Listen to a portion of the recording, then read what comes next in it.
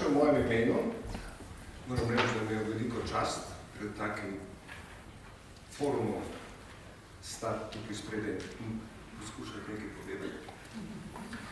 Zdaj, kar se tiče priprave novega nacionalnega programa, ima človek včasih en občutek, da stoji pred nekim izzivom, ki mu odpira vse možnosti, da bo čim bolj modro se odločal v svoji prihodnosti. In tukaj je kar nekaj izkušnjav, kaj vse bi bilo lahko v ta nacionalni program vključeno. Zdaj, to, kar vam bom jaz danes v mogoče malo suhoparni obliki poskušal dopovedati, je, da je marsikaj že zamejeno in da je marsikaj v izhodiščih že pravzaprav na nek način urejeno.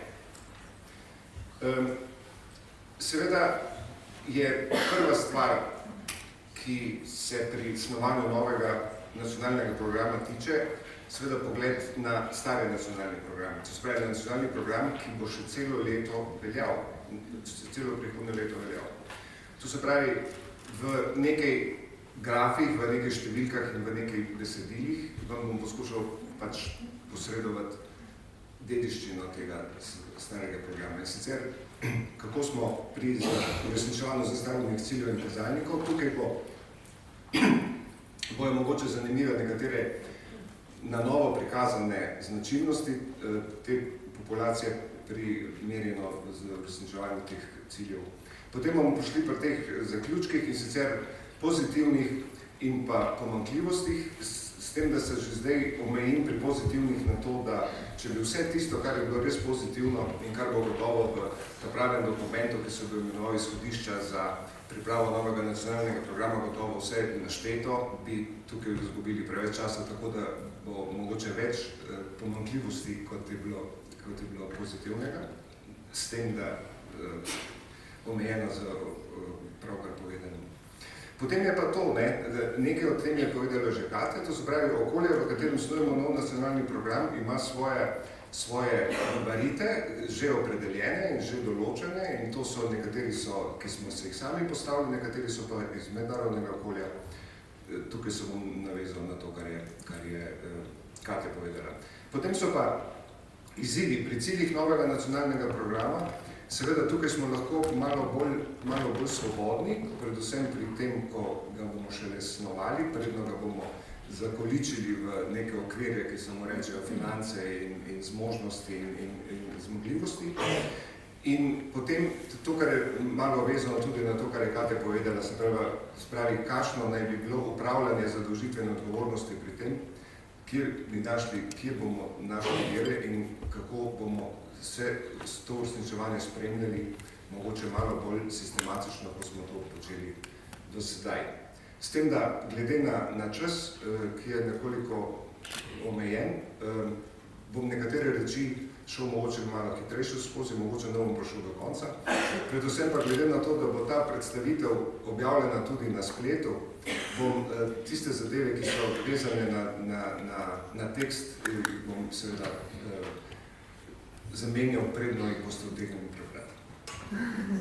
Zdaj, če se gremo v ključni problemi, ki jih je naslavlja sedanje nacionalni program ali resolucija o nacionalnem programu, je v sistemskem okolju je bilo to nestabilno financiranje javno veljavnih programov in drugih programov, neuresničevanje sistemov ugotavljanja potrjevanja in vrednotenja neformalno pridobljenih znanj, nestabilno sofinanciranje srednješolskega in šolskega, pomanjkanje medresorskega povezovanja, kljub temu, da je bilo, kot je bilo rečeno, sodelovalo 9 resorjev, neustrezno zakonsko urejeno izobraževanje odraslih, prebivalci, ki so nižje izobrazeni in spada med ranljive, se premalo vključujejo.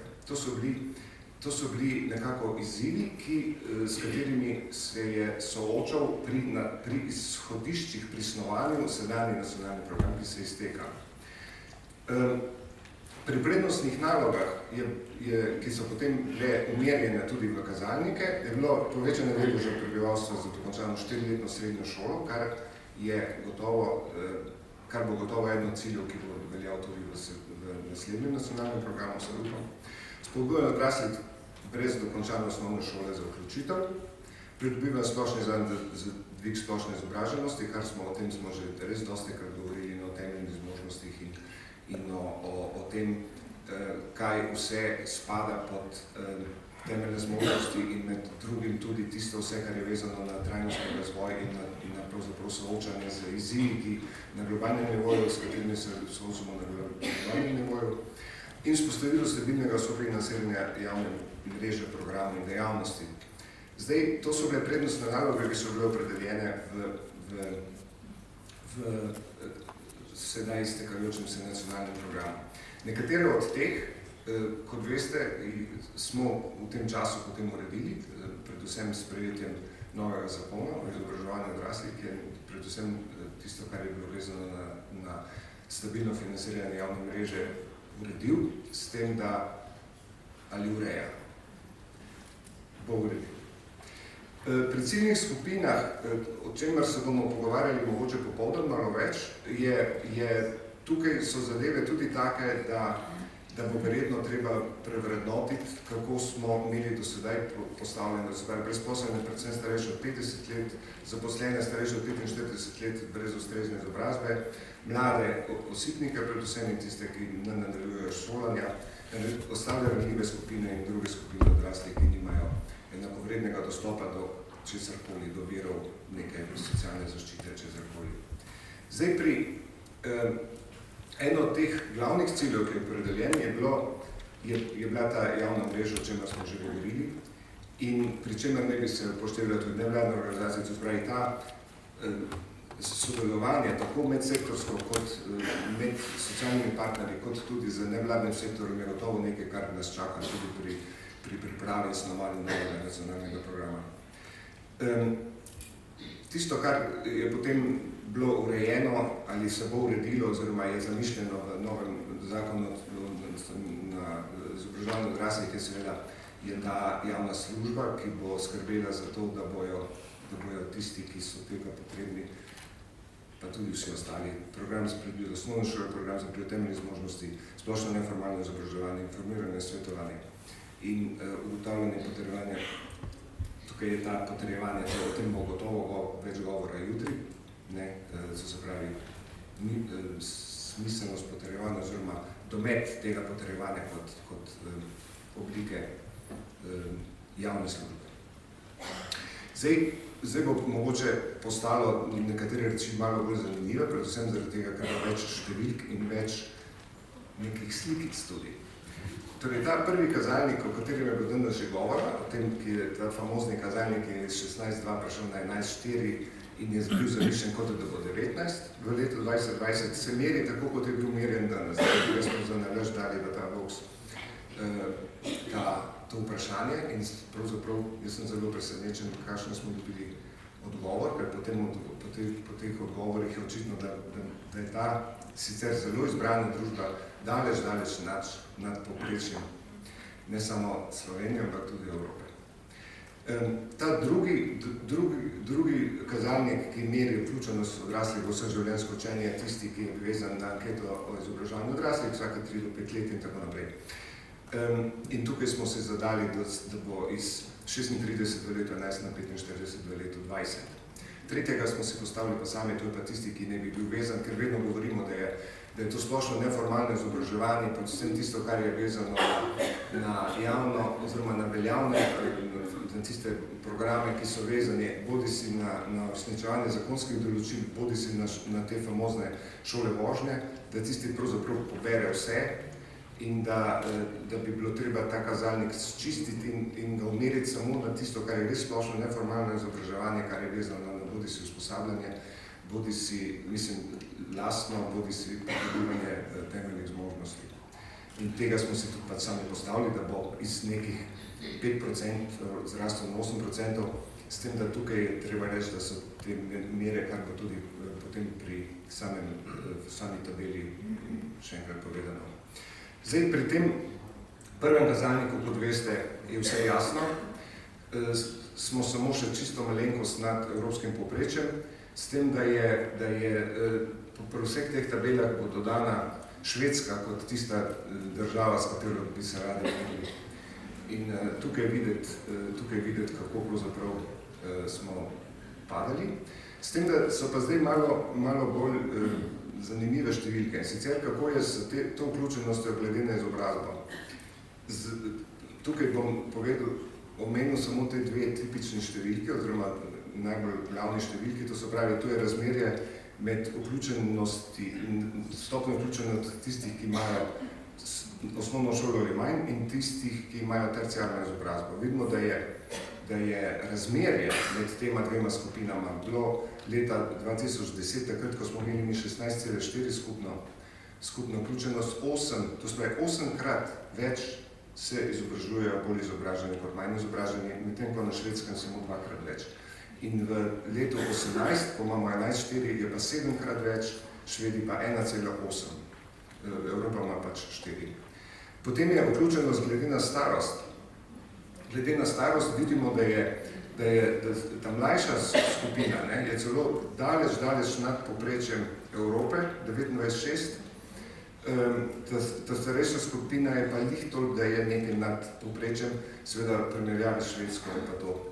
Recimo, tudi v primerjavi s Švedsko je ta mlajša skupina celo ni kakšne take bistvene razlike. To je bilo 2010, medtem ko 2018, pa vidimo, da je v resnici da so najbolj padli ta mladi.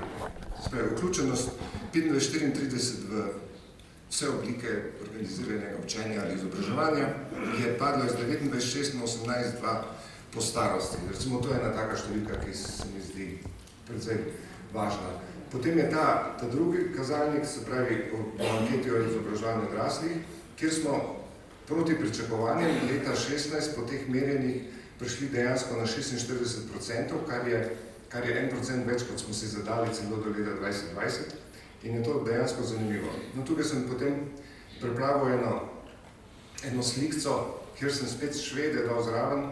In sicer tukaj pa po vseh treh merjenjih, to se pravi merjenje 2006, 2011 in 2016, te razlike so med formalnim izobraževanjem, vključevanjem v formalno izobraževanje, vključevanjem v neformalno izobraževanje, spodaj po starosti in zgoraj je pa celotni procent. To se pravi, recimo, če vzamemo ta drugi stolpec, 52% starih 25 do 34 se je udeležilo katerekoli oblike ali formalnega ali neformalnega, Švedov pa 81. Zgoraj so oni kvadratki, so pa Švedi. Ampak tukaj, recimo, če pogledamo ta zadnjo merjenje, 2016, smo se dejansko, Švedi so tudi nepričakovano padli, ampak smo pri teh mlajših skupinah v resnici smo nekako kar v redu. To se pravi, pri vprašanju, ali so se v zadnjih 12 mesecih udeležili katerekoli oblike tega, je ta procent v resnici, ne moremo biti prav zaskrbljeni zaradi tega procenta, predvsem pa mladih.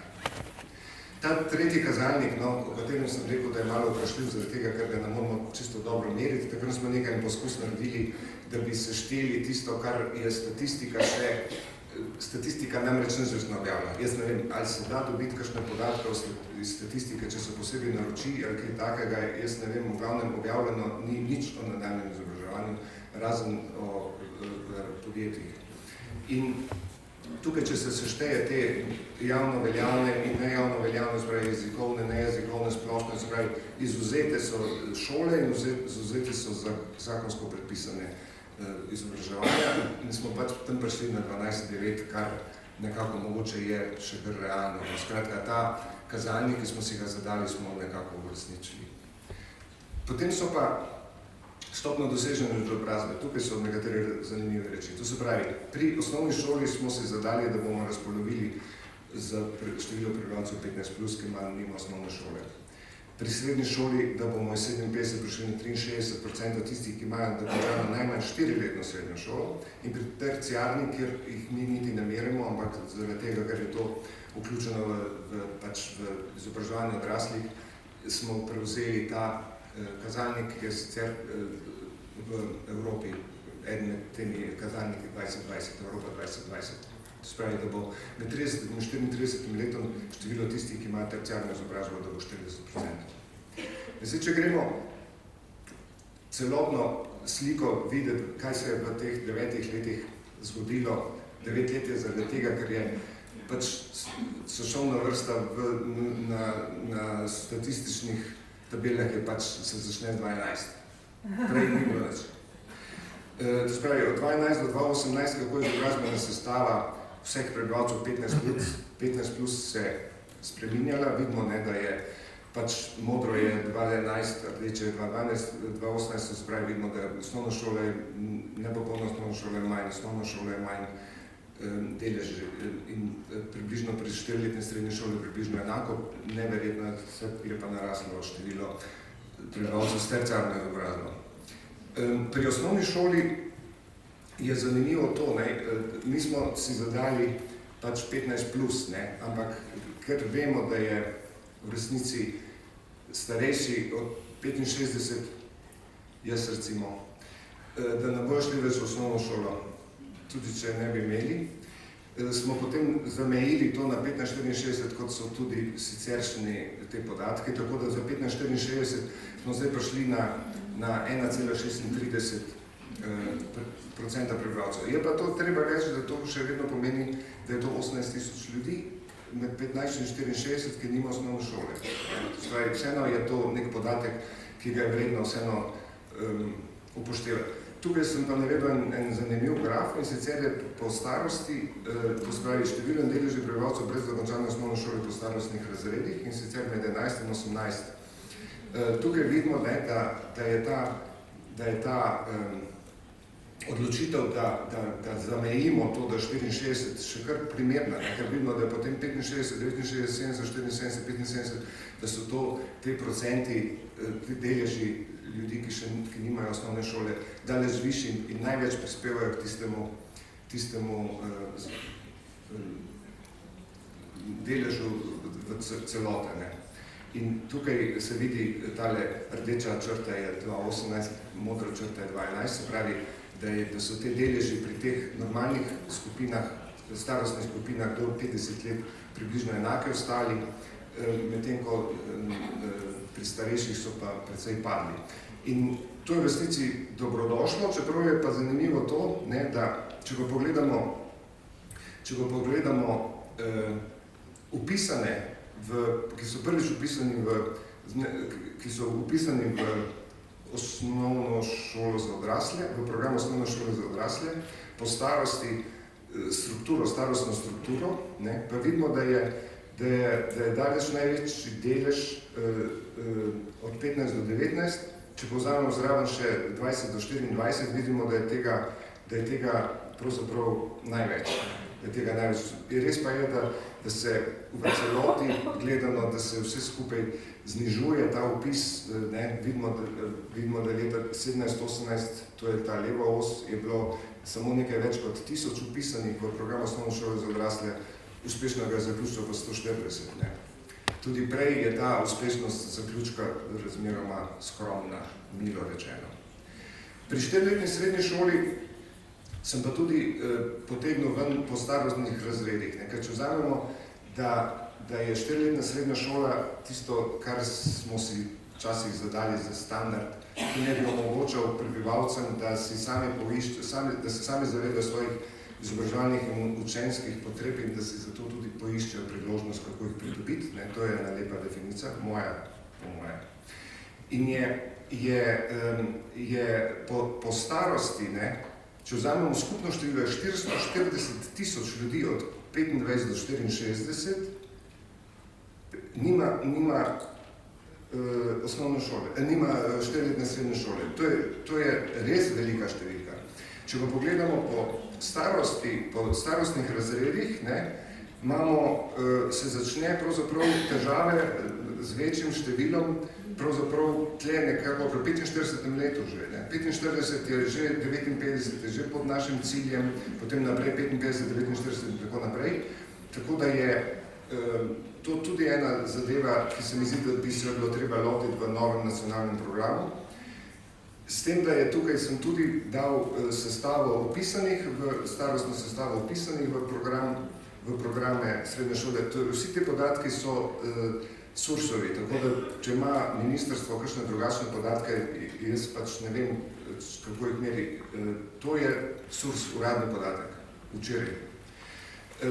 Tukaj vidimo, da so opisani v programe srednje šole za odrasle, Po starostnih skupinah, če pogledamo, je daleč največja skupina 20-24, povsod je 20-24 in sicer so tukaj ločene nižja in srednja poklicna, pa srednja strokovna, pa srednja splošna.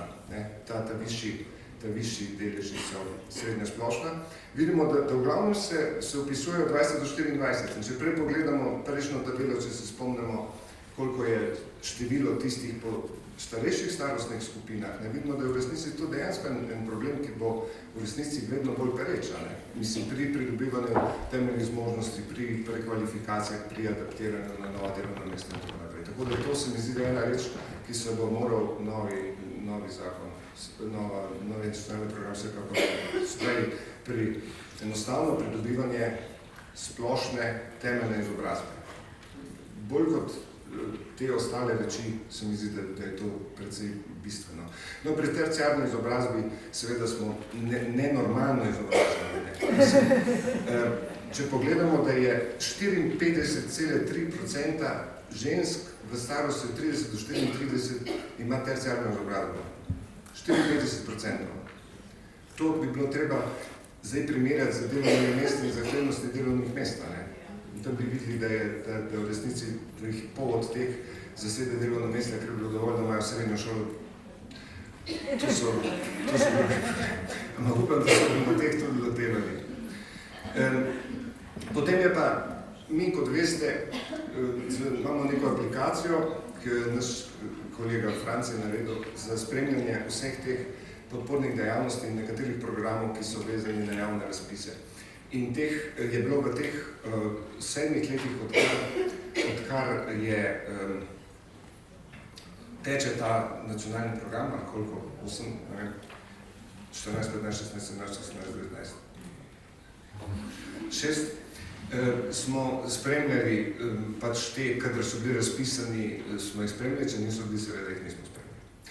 In zdaj pri teh je tako, da je zelo dosti je bilo vključitev, zelo dosti pozitivnega iz tega, da ni šlo. Res, to je nenormalno bogatstvo, tako da je to res dobro. Ampak tisto, kar sem pa, ker sem malo hvala lepa, malo obseden na te formalne splošne izobrazbe, sem poskušal primerjati deleže vključenih tistih, ki imajo 4-letno srednjo šolo ali več, in tistih, ki imajo manj. Za nekatere od teh programov, kjer je bilo to možno. In tukaj vidimo, da čisto oranžna je tisti, ki imajo več kot 4-letno srednjo šolo. In tukaj vidimo, da čisto pri vseh programih je daleč prevladujejo vključeni, ki imajo 4-letno srednjo šolo ali več. Ki niso naša ciljna skupina, pravzaprav. Zdaj seveda pri teh programih, ki so zavestno, kamor se zavestno vključiš, se pravi študijski krožki ali pa tretja univerza, seveda je to zelo logično, ker je to zavestno tja. Ampak pri teh ostalih programih, kjer ne bi bilo pa bistveno, da mi pritegnemo ranljive ciljne skupine noter, je pa to pač nekako slaba popotnica. Tukaj sem dodal še ene grafe iz Pijaka in sicer prav to, da je besedilna in to spravi, te prvi 3 grafi so po izobrazbi, se pravi, modra je povprečje OECD, rumena je naša, rumena je Slovenija. Vidimo, da odstopamo od povprečja manj, čim gremo na višjo izobrazbo, čeprav bi si človek predstavljal, želel, da bi bila ta razlika še večja. Tam smo izenačeni, pri višjih izobrazbah smo izenačeni s povprečjem OECD, pri nižjih pa odstopamo navzdol. Kar se tiče pa starosti, je pa tudi tako. Starostjo se enostavno ta naša razlika do povprečja OECD povečuje, spravi negativno.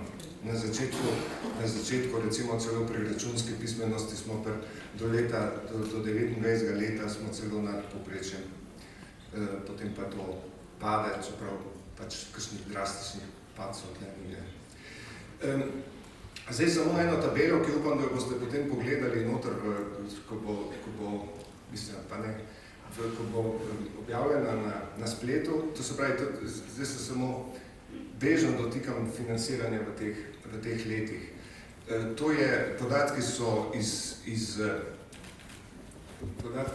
iz poročil, ki jih vsako leto pripravlja MIZŠ na podlagi podatkov, ki jih dobiva od sodelujočih ministrstev, in to je tisto, kar je zamišljeno v letnih programih in tisto, kar je potem realizirano. In zdaj vidimo, da v resnici v celoti če vzamemo vseh 14 do 18 let, je indeks 92,6, kar v resnici ni slabo, čeprav je treba vedeti, da je to vseeno 20 milijonov. 20 milijonov manj realiziranih, kot je bilo predvidenih v vseh teh letnih programih od 14 do 18. Dosti krat se govori o tem, da razmerja med prednostnimi področji niso taka, kot so bila zamišljena v nacionalnem programu, predvsem na račun tega, da je bistveno več denarja v usposabljanje za potrebe dela, kot je za splošno neformalno, kot je za podporne in kot je za formalno. Zdaj, tukaj vidimo, da so te indeksi dejansko različni, oziroma recimo za drugo prednostno je realizacija v celem obdobju samo 82%, ampak je pa tudi v ostalih. Največ prinese očitno to prednostno, ki je pogumem 92,6, prinese to prvo prednostno, ker v resnici bilo realizirano tako, kot je bilo zamišljeno. Če vzamemo te deleže po prednostnih, kako je bilo zamišljeno v nacionalnem programu in kako je bilo potem v realizaciji, v nacionalnem programu so bili te deleži v teh dveh resorjih najpomembnejših, najbolj naslavljenih 2020-2016-2014. Realizirano je bilo pa, to se pravi, daleč najmanj je bila realizacija pri drugih prednostnem področju, v celotnem sklopu. To se pravi, to ni v opreki s tisto prejšnjo tabelo, ker prejšnja tabela je po realizaciji zastavljenih, to je v resnici tabela, kaj je bilo že v tistih tabelah narobe. Kako je bilo že v tistih tabelah drugo prednostno področje formalno izobraževanje podcenjeno, tako da ne bi slučajno rekel, vse tam smo imeli. Zdaj pa te pozitivni zaključki. Tukaj bom pustil odbrati potem na spletu. Se pravi, ta vključitev več ministrstv se v resnici izkazala kot dobra, čeprav resno računamo, da bo v realizaciji prihodnjega nacionalnega programa še precej boljša. Potem tele dve mreži, ki sta delovali, ISIO pa SASU, sta dobro delovali, potem študijski krožki, to je res zelo dober projekt. Potem to, da so v teh programih za brezposelne, ki so bili vezani na menice, da je bilo to v resnici zelo dobrodošlo. Evaluacija javno veljavnih programov izobraževanja odraslih, potrjen nov javno veljaven program za začetno integracijo priseljencev. Če se pravi, dejansko, kot sem že čisto na začetku rekel, tukaj noter bi lahko zdaj pisali res dosti še zadev. Pri teh pomanjkljivosti, seveda, ki se pa vežejo in so nekatere bile imenovane tudi v tem poročanju, je to, da se ranljive ciljne skupine se ne vključujejo. Ranljive ciljne skupine se ne vključujejo, potem to priznanje potrjevanje seveda je še v zasnovi, to bomo verjetno v razpravi jutri, da nas bo to nekaj več zvedli. Skratka, te zadeve še niso dorečene sistemsko. In zdaj, to je pa tudi ena zadeva, ki mene malo bolj obremenjuje kot druge, pa ne vem, mogoče tudi druge, je to, da je pri vseh teh poudarkih, ki jih dobivamo tudi iz Evrope, je daleč največja pozornost dana neusklajenosti potreb na trgu dela z veščinami, ki jih imajo iskalce zaposlitev.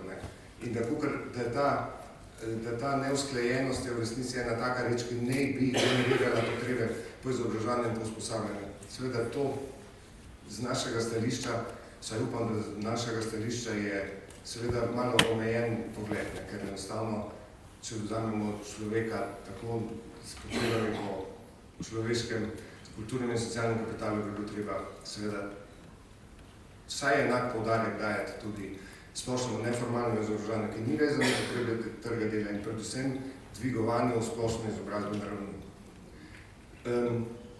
Potem je tisto, kar se je izkazalo, kar sem prej rekel, da upam, da bo kasneje boljše, seveda, da pri tem sodelovanju tolikih resorjev, da ni prihajalo do nekega povezovanja, nekega iskanja nekih tako imenovanih sinergičnih učinkov, ni prihajalo do neke racionalizacije, recimo pri izvajanju, pri načinu, pri zagotavljanju kakovosti, pri merilih za zagotavljanje kakovosti, tako da to so zadeve, ki so bile precej pomanjkljive. Zdaj, tukaj zelo na kratko, ker je bilo o tem že nekaj povedanja, seveda merodajni dokumenti, ki so bili sprejeti v Sloveniji, so te trije, te glavni, potem so še tiste, ki jih je poleg teh treh omenila Katja, seveda Zakon o družbeni naravni, strategija in strategija dolgožive družbe. Zdaj, pri teh je, pri mednarodnih je pa Agenda 2030, poti izpolnjevanja in strateški okvir izobraževanja in usposabljanja.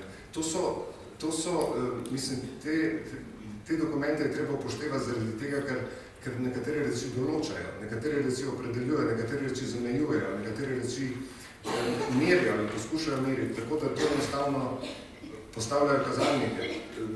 Te enostavno bo treba resno upoštevati in tukaj nismo na noben način na praznem prostoru, pred tisti skušnjavo, kot sem ga omenil takoj na začetku.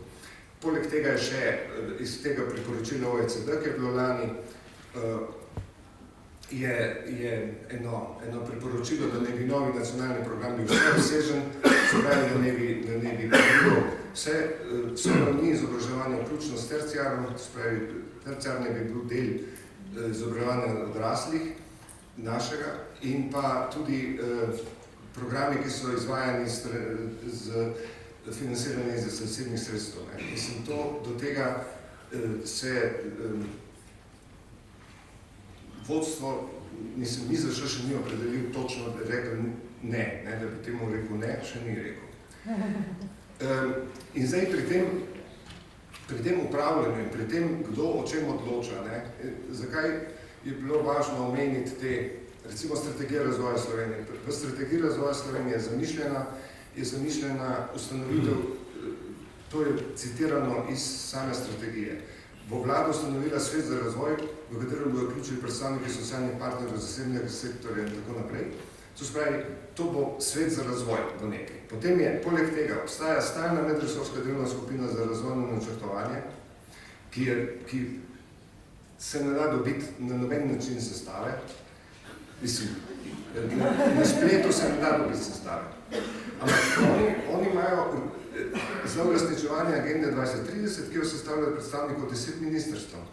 Potem obstaja že od sprejema te obstoječega nacionalnega programa obstaja koordinacija na področju izobraževanja odraslih, ki je tudi medsektorsko, medresorsko in sestavljeno tudi socialnih partnerjev. Skratka, nekako se čisto točno ne ve, kdo je za kaj odgovoren, ker tisto ne bi bilo najbolj bistveno. Kdo je za kaj odgovoren in komu poroča. Recimo, to bo treba razrešiti pri tem, ko se bomo enostavno lotili pisanja nacionalnega programa, takega konkretnega, se pravi, kdo, dokdaj, kaj, in koliko in komu. In zaradi tega so te izzivi, to je, mislim, da je zadnji drsnica, izzivi in cilji novega nacionalnega programa. To je pa stvar za razpravo. To sem jih enostavno nametal in je stvar, seveda, marsikaj gotovo manjka, kaj je mogoče odveč in kaj bi bilo treba drugače zapisati. Skladitev akcijskih načrtov, to se pravi vseh teh strategij, o katerih smo govorili, ker dela se državni razvojni program, državni program razvojnih politik, dela se regionalni razvojni programi in to je vse na podlagi strategije razvoja Slovenije. Dela se akcijski načrt za uresničevanje strategije dolgožive družbe in tako naprej. Skratka, vsi ti akcijski načrti se direktno vežejo na izobraževanje odraslih, vsaj na vse življenjsko učenje in zaradi tega bi moral naš nacionalni program vedeti, komu je spodaj in kje je zgoraj, kjer lahko tudi sam postavlja neka merila. Opredeliti ciljne skupine, to smo videli, da v resnici tole kar tako manj izobraženi pa tako naprej je treba to bolj jasno nekako opredeliti, kar se tiče starosti, kar se tiče tega. Potem je ta opredelitev subjektov upravljanja, kar sem na prejšnjem pokazal. Potem je enostavno to, da se zdaj zanašamo na operativni program in na novo finančno perspektivo in da je bila ta finančna perspektiva razmeroma radodarna za izobraževanje odraslih, to ni nujno, da drži, da bo tudi naprej tako. Tako da bi bilo treba še vedno se zelo zauzemati za to, da se poveča delež sredstev iz nacionalnega proračuna. Enostavno, ker ta delež je res majhen. Potem je povečana vloga podpornih dejavnosti v okviru javne službe, to je tisto, kar pravzaprav zdaj nekako se poraja. Večja skrb za kakovost izvajanja programov, to je v resnici nekako utečeno, mogoče bi tukaj bilo vezano to na tisto, kar bi mogoče omogočalo boljše sodelovanje medresorsko. Potem je to financiranje srednješolskega izobraževanja, to je res ena taka reč, ki jo jaz stalno ponavljam. Skratka, ljudje treba poslati v šole, da dokončajo 4-letno srednjo šolo.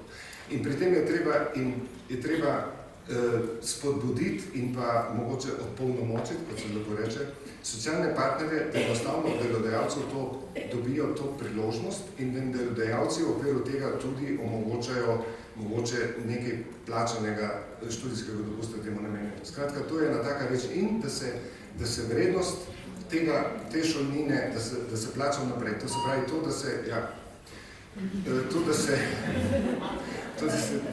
se za nazaj plačuje enostavno ena velika ovira. Potem je prenova programa osnovne šole za odrasle, kar se dela in so izhodišča, ko je zdaj narejena, medresorsko usklajevanje, kar smo že rekli, in to, o čemer danes še nič nismo rekli, ampak je pa zapisano v zakonu o izobraževanju odraslih in je to tudi ena od prioritet pri snovanju novega programa, to je izboljšati sodelovanje med lokalno in nacionalno ravnijo. To se pravi občine in njihovo moč. In tisto, kar bi jaz rad, kar da tudi da je treba te javne medije, ki imajo v zakonu napisano, kaj ne delajo, da je treba prepričati, da enostavno morajo, recimo jaz, to eno cver čisto za na konc, jaz bi predlagal, da javni mediji ne smejo oglaševati izdelkov, ki niso trajnostno naravnani. Hvala lepa.